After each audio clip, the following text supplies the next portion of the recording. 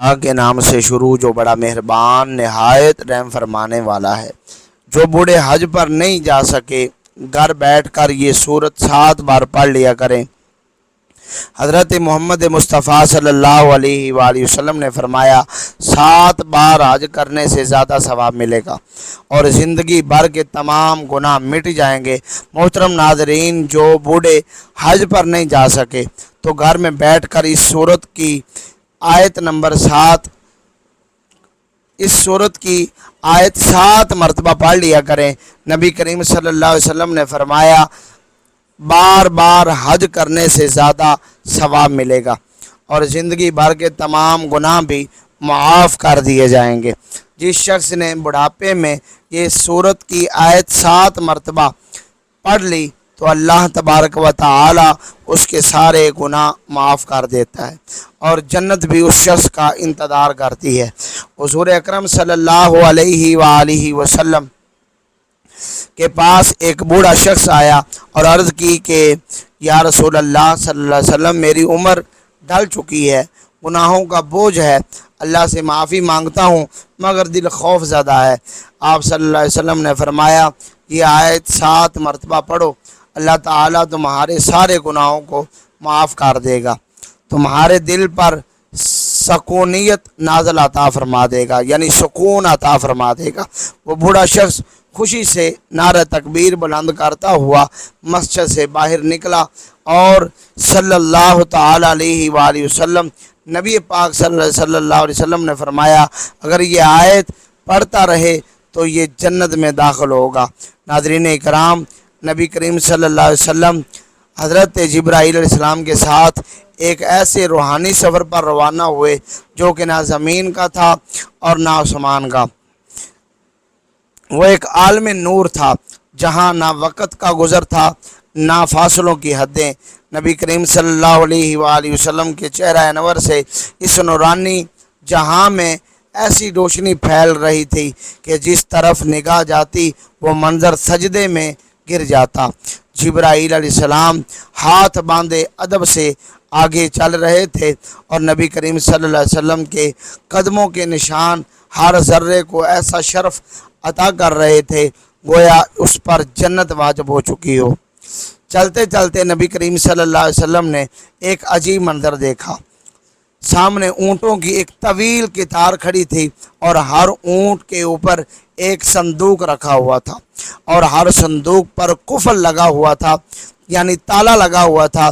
جبریل علیہ السلام نے عرض کیا کہ یا رسول اللہ صلی اللہ علیہ وسلم، یہ وہ راز ہے جو کہ قیامت تک بند رہیں گے، لیکن آپ کے حکم سے سب کچھ کھولا جا سکتا ہے۔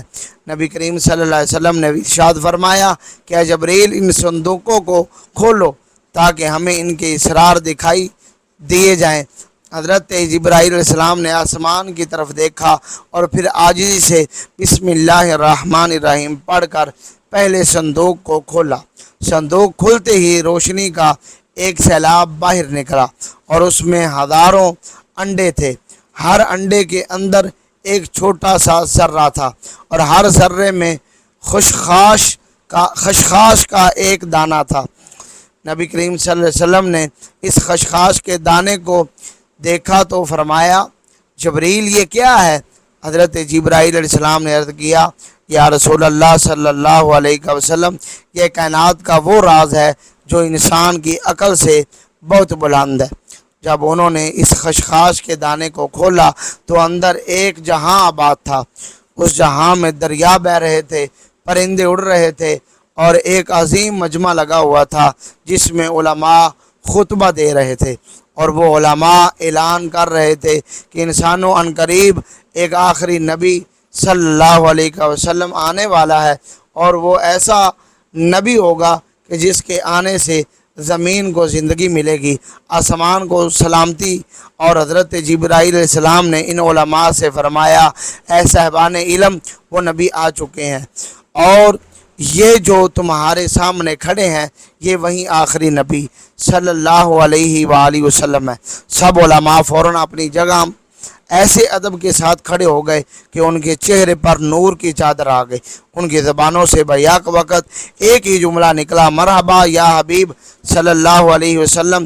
نبی کریم صلی اللہ علیہ وسلم نے فرمایا، اے جبریل، یہ منظر تو ایسا ہے کہ دل کو کپ کپاہٹ ہو رہی ہے اور روح وجد میں آ رہی ہے۔ یہ منظر دیکھ کر روح بھی وجد میں آ جائے۔ حضرت جبرائیل علیہ السلام نے عرض کیا کہ یا رسول اللہ صلی اللہ علیہ وسلم، یہ تو ایک صندوق کا راز ہے اور اس جیسے ہزاروں صندوق اور ہیں، ہر ایک صندوق میں لاکھوں جہاں ہیں اور ہر جہاں میں آپ کی آمد کا ذکر ہو رہا ہے۔ آپ کی نبوت کی روشنی ان انڈوں کے اندر داخل ہو کر عالموں تک پہنچ چکی ہے۔ پھر پیارے آقا صلی اللہ علیہ وسلم کا ایک اور صندوق کے قریب گئے، جبریل نے بسم اللہ پڑھی اور صندوق کھولا تو اندر ایک شہر تھا۔ اس شہر کے در و دیوار پر لکھا ہوا تھا کہ لا الہ الا اللہ محمد الرسول اللہ۔ اس شہر کے ہر مکین کی پیشانی پر نور تھا اور سب ذکر کر رہے تھے کہ یہ منظر دیکھ کر نبی کریم صلی اللہ علیہ وسلم کی آنکھوں میں آنسو آ گئے اور فرمایا کہ جبریل علیہ السلام، یہ کون لوگ ہیں؟ جبریل علیہ السلام نے کہا، یہ آپ کی امت ہے جو ابھی دنیا میں نہیں آئی مگر ان کے دلوں میں آپ کی محبت رکھی جا چکی ہے۔ ان کا رزق، ان کی دعا، ان کا ایمان سب اسی ذکر سے ہے۔ نبی کریم صلی اللہ علیہ وسلم نے فرمایا کہ جبریل، اگر یہ سب میرے امتی ہیں تو کیا ان کے گناہ معاف ہوں گے؟ تو جبریل علیہ السلام نے کہا کہ یا رسول اللہ صلی اللہ علیہ وسلم، اگر وہ آپ کا نام لے کر ایک بار بھی آنکھ بھر کے رو لیں تو ان کے گناہوں کو زمین سے آسمان تک معاف کر دیا جائے گا۔ اگر وہ ایک مرتبہ بھی یہ مختصر سا کلمہ پڑھ لیں، سبحان اللہ و بحمدہ لا الہ سبحان اللہ و بحمدہ اللہ لا الہ الا هو الحی القیوم، تو ان کے نامہ اعمال میں ہزاروں نیکیاں لکھ دی جائیں گی۔ نبی کریم صلی اللہ علیہ وآلہ وسلم نے فرمایا، جبریل، ان صندوقوں میں کتنی نشانیاں ہیں؟ جبریل علیہ السلام نے عرض کیا، یا رسول اللہ صلی اللہ علیہ وسلم، ان میں ہر اس شخص کے راز ہیں جو آپ سے محبت کرتا ہے، ہر اس شخص کے آنسو محفوظ ہیں جو کسی نے رات کی تنہائی میں آپ کا نام لے کر بہایا ہے۔ ناظرین کرام، جان لیجئے کہ اللہ تبارک و تعالی فرماتا ہے کہ ابن آدم، ہم نے تجھے مٹی سے پیدا کیا اور مٹی میں ہی لوٹا دیں گے، مگر اس درمیانی سفر میں تجھے عقل دی، شعور دیا، اعضاء دیے، دل دیا، آنکھ دی، کان دیے، زبان دی، اور سب سے بڑی نعمت یہ دی کہ تجھے ہم نے اپنے بندوں میں چن لیا اور تجھ سے کہا کہ دیکھ، یہ زندگی کھیل تماشا نہیں، ہم نے تیری زندگی کے ہر مرحلے کو نشاندہی کے ساتھ بنایا۔ جب تو رحم کا نطفہ تھا تو ہم نے تیری تخلیق شروع کی، پھر گوشت کا لوتھڑا، پھر اس میں روح پھونکی، اور پھر جب تم پیدا ہوا تو والدین کی گود میں خوشی کا ماور بنا اور دودھ پیا، غذا کھائی، پھر کھیل کود میں مشغول ہوا، پھر جوانی آئی جسے سجین کہا گیا، پھر داڑھی نکلی تو غلام کہلایا، پھر مرحق ہوا، پھر جب پورے جوش سے مرد بن گیا، پھر شاب کہلایا، پھر رجل، پھر کہول، جب 30 سال کی عمر پار کی، پھر 40 سال کا ہوا تو شیخ کہلایا، پھر جب عمر ڈھلنے لگی، ہڈیاں کمزور ہوئیں، بینائی کمزور ہوئی تو ارذل عمر میں داخل ہوا اور یہاں سے زندگی کا سوال شروع ہوا۔ تو حضرت انس رضی اللہ تعالیٰ عنہ سے مروی ہے کہ رسول اللہ صلی اللہ علیہ وسلم نے ارشاد فرمایا کہ جن کی عمر اسلام میں 40 سال کو پہنچ جائے، اللہ تعالیٰ اس کو 3 بڑی بیماریوں سے محفوظ فرما دیتا ہے: جنون، جزام اور برس۔ اور جب وہ 50 سال کی عمر کو پہنچتا ہے تو اللہ اس پر حساب کو آسان فرما دیتا ہے۔ جب وہ 60 سال کا ہوتا ہے تو اللہ تعالیٰ اس کو اپنی طرف رجوع کرنے کی توفیق دیتا ہے، اور جب 70 سال کا ہو جاتا ہے تو آسمان والے اس سے محبت کرنے لگتے ہیں، اور جب وہ 90 سال کا ہو جاتا ہے تو اللہ تعالیٰ اس کے تمام پچھلے گناہ معاف فرما دیتا ہے، اور اس کا لقب امین اللہ اور اسیر اللہ فی الارض کا رکھا جاتا ہے، زمین پر اللہ کا قیدی، کیونکہ وہ قوت سے محروم ہوتا ہے، خواہشات مر چکی ہوتی ہیں تو وہ ایک قیدی کی طرح زندگی گزارتا ہے۔ اور حضرت ابوبکر صدیق رضی اللہ تعالیٰ عنہ سے روایت ہے کہ آپ رضی اللہ تعالیٰ عنہ نے فرمایا کہ نبی کریم صلی اللہ علیہ وسلم کے پاس ایک شخص حاضر ہوا، پوچھا کہ یا رسول اللہ صلی اللہ علیہ وسلم سب سے بہترین شخص کون سا ہے؟ آپ صلی اللہ علیہ وسلم نے ارشاد فرمایا جو شخص بڑھاپے کو پہنچے اور اس کی نیکیاں بہت زیادہ ہوں، اور سب سے برا وہ ہے جو بڑھاپے کو پہنچے اور اس کے گناہ زیادہ ہوں۔ ناظرین کرام، جان لیجئے کہ حضرت ابن مسعود رضی اللہ تعالیٰ عنہ بیان کرتے ہیں کہ رسول اللہ صلی اللہ علیہ وسلم نے فرمایا کہ قیامت کے دن ابن آدم سے 5 سوال ہوں گے، جن میں سے ایک یہ ہوگا کہ اپنی جوانی کہاں خرچ کی، اپنی عمر کس چیز میں ضائع کی، اپنے علم پر کتنا عمل کیا۔ حضرت علی رضی اللہ تعالیٰ عنہ کے پاس ایک شخص آیا اور کہنے لگا میرے بال سفید ہوتے جا رہے ہیں اور یہ کس چیز کی علامت ہے؟ فرمایا کہ یہ یاد دہانی ہے کہ تو اس دنیا میں نہیں رہے گا اور ان قریب اس دار فانی سے رخصت ہونے والا ہے۔ ناظرین کرام، حضرت سعد رضی اللہ تعالیٰ عنہ سے روایت ہے کہ نبی کریم صلی اللہ علیہ وسلم نے فرمایا کہ نمازوں کے بعد یہ دعا کرو، اے اللہ میں بزدلی سے تیری پناہ مانگتا ہوں اور عرض العمر سے لوٹائے جانے سے تیری پناہ میں آتا ہوں اور قبر کے عذاب سے تیری پناہ مانگتا ہوں۔ جان لیجئے کہ عرض العمر مراد وہ عمر ہے کہ جب انسان بچپن کی حالت کی طرح واپس لوٹ جاتا ہے، نہ وہ خود کی صفائی رکھ سکتا ہے، نہ ہی سونگھنے، دیکھنے اور سننے کی طاقت رہتی ہے، اور گھر والوں کے لیے بوجھ بن جاتا ہے، عقل کمزور ہوتی ہے اور لوگ موت کی تمنا کرنے لگتے ہیں۔ علامہ عینی رحمۃ اللہ تعالیٰ فرماتے ہیں عرض العمر وہ عمر ہے کہ جس میں انسان اپنی عقل کھو دیتا ہے، سمجھنے کی طاقت نہیں رہتی، یادداشت ختم ہو جاتی ہے۔ ایسے شخص کی حالت معذور بچے جیسی ہو جاتی ہے، وہ عبادت نہیں کر سکتا، حتیٰ کہ وہ کسی انسان کو نہیں پہچان پاتا۔ جان لیجئے کہ حضرت عطا نے حضرت ابن عباس رضی اللہ تعالیٰ عنہ سے روایت کی کہ جو شخص قرآن کی تلاوت کرتا رہتا ہے اللہ تعالیٰ اسے عرض العمر کی طرف سے نہیں لوٹاتا۔ اکرمہ نے فرمایا کہ جو علم قرآن سے جڑا رہے وہ کبھی بھی ذلت والی عمر کو نہیں پہنچتا، بلکہ جتنی عمر بڑھتی ہے اتنی ہی عزت بڑھتی ہے۔ جان لیجئے کہ اللہ تبارک و تعالی ارشاد فرماتا ہے کہ ہم نے انسان کو مٹی سے پیدا کیا اور پھر ہم اسے مٹی میں ہی ملا دیں گے۔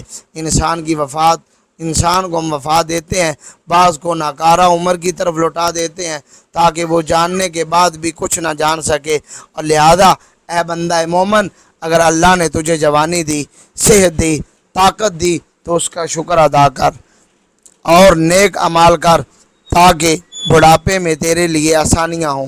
جان لیجئے نبی پاک صلی اللہ علیہ وسلم نے فرمایا جو شخص 7 مرتبہ یہ آیت پڑھ لے تو اللہ تعالیٰ اس کے تمام گناہ معاف فرما دیتا ہے اور 7 بار حج کرنے سے زیادہ ثواب اس کو عطا فرماتا ہے اور زندگی بھر کے تمام گناہ جو ہے مٹ جائیں گے۔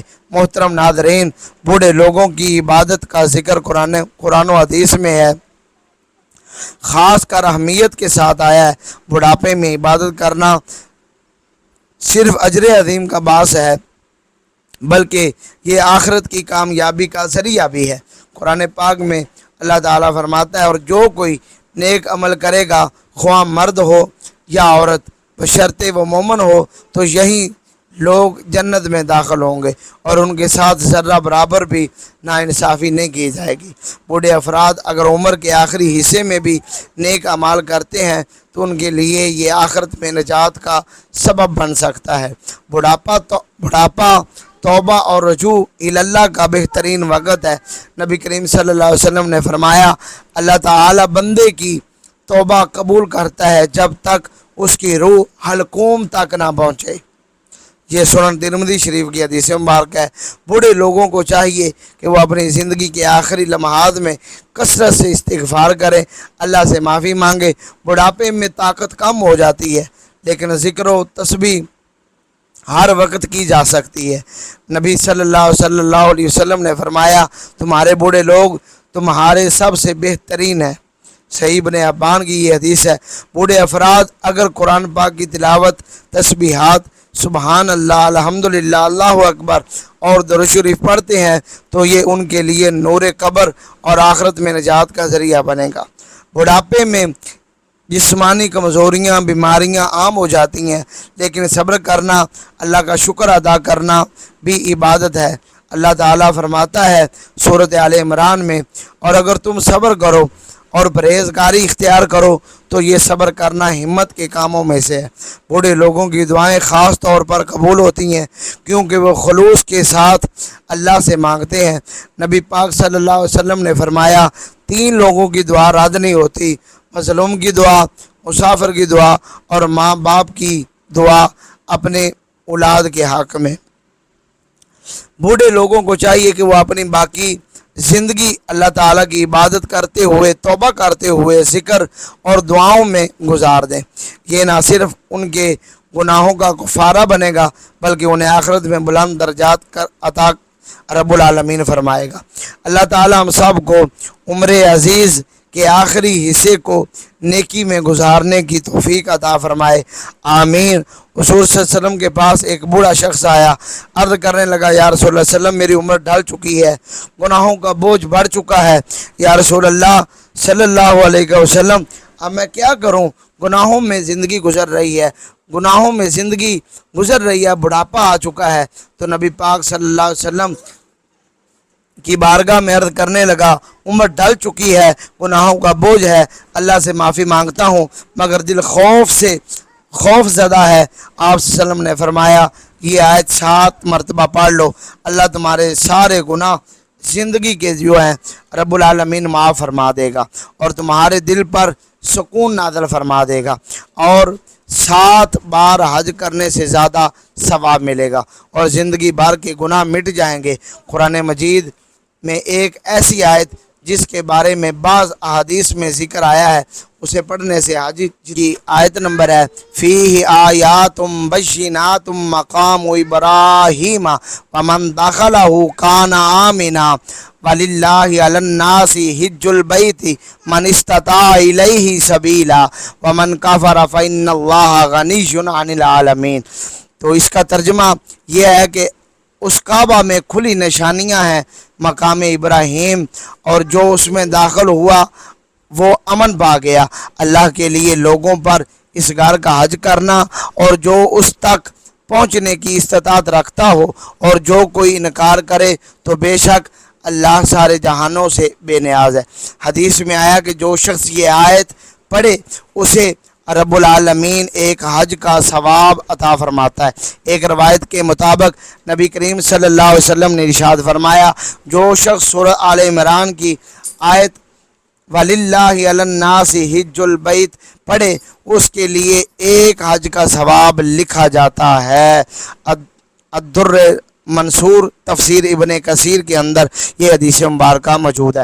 یہ فضیلت و ثواب کے اعتبار سے ہے، یعنی یہ آیت پڑھنے سے حج کے برابر ثواب ملتا ہے، لیکن یہ حج کے فرض ہونے کی جگہ نہیں لے سکتی۔ جو شخص استطاعت رکھتا ہو اس پر حج کرنا فرض رہے گا۔ اس آیت کو روزانہ پڑھنا ایک بہترین عمل ہے، خاص طور پر ان لوگوں کے لیے جو حج کی سعادت حاصل نہیں کر پاتے۔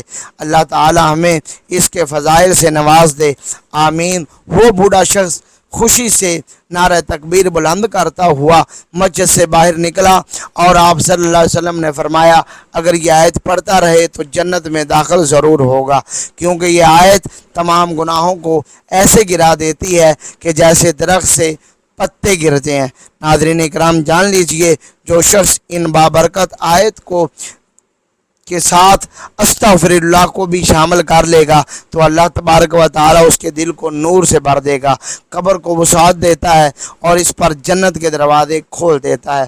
ناظرین اکرام حضرت عبداللہ ابن عباس رضی اللہ تعالی عنہ سے روایت ہے کہ نبی کریم صلی اللہ علیہ وسلم نے ارشاد فرمایا جو بندہ ان کلمات کو صبح شام 7 مرتبہ پڑھتا رہتا ہے تو اللہ تبارک و تعالی اس سے راضی ہو جاتا ہے، اگرچہ اس کے گناہ زمین سے آسمان تک لبریز ہی کیوں نہ ہوں۔ ایک اور مقام پر نبی کریم صلی اللہ علیہ وسلم نے فرمایا کہ جو شخص ہر روز رات کو بستر پر لیٹ کر یہ آیت 7 مرتبہ پڑھ لے گا تو اس کے سابقہ تمام گناہوں کو مٹا دیا جائے گا، 7 بار حج کرنے سے زیادہ ثواب ملے گا۔ ناظرین اکرام، حدیث میں ہے کہ رسول اللہ صلی اللہ علیہ وسلم نے ایک دن صحابہ کرام رضوان اللہ علیہ مجمعین سے فرمایا کہ وَلِلَّهِ عَلَى النَّاسِ حِجُّ الْبَيْتِ 7 مرتبہ پڑھو، جس نے اسے 1 مرتبہ پڑھا اس کے لیے 10 نیکیاں لکھی جائیں گی، اور جس نے اسے 10 مرتبہ پڑھا اس کے لیے 100 نیکیاں لکھی جائیں گی، اور جس نے اسے 100 مرتبہ پڑھا اس کے لیے 1000 نیکیاں لکھی جائیں گی۔ اور جو زیادہ پڑھے گا تو اللہ رب العزت بھی اسے زیادہ عطا کرے گا، اور جو اللہ رب العزت سے بخشش طلب کرے گا تو اللہ رب العزت اسے بخش دے گا۔ ماشاء اللہ، سبحان اللہ، الحمدللہ۔ ناظرین اکرام، آپ یہاں سے اس بات کا اندازہ لگا سکتے ہیں کہ اس آیت کی کتنی طاقت ہے، اس آیت کی کتنی برکت ہے۔ جان لیجئے کہ جو شخص بھی ان بابرکت کلمات کو پڑھے گا تو اللہ تبارک و تعالیٰ کے تمام اس کے گناہوں کو معاف فرما دے گا اور اس پر اپنی رحمت نازل فرما دے گا۔ اسی لیے ہمیں چاہیے کہ روزانہ زیادہ سے زیادہ ان کلمات کو پڑھا کریں تاکہ اللہ تبارک و تعالی ہمارے پچھلے تمام گناہوں کو معاف کر دے اور ہمارے رزق میں برکت اور رحمتیں عطا فرمائے۔ اللہ تبارک و تعالی سے دعا ہے کہ نیکی کی بات کو سننے، سمجھنے، اس پر عمل کرنے کی توفیق عطا فرمائے، اور میرا سنانا، آپ کا سننا اپنی پاک بارگاہ میں قبول و منظور فرمائے، آمین یا رب العالمین۔ ناظرین کرام، آخر میں آپ سے درخواست ہے کہ میری آج کی اس معلوماتی ویڈیو کو لائک اور شیئر کر دیجئے اور ہمارے چینل کو سبسکرائب کر لیجئے۔ جزاک اللہ خیرہ کثیرہ۔ اللہ ہم سب کا حامی و ناصر، رب العالمین ہم سب کو دین و دنیا کی نعمتوں سے مالا مال فرمائے، آمین والسلام۔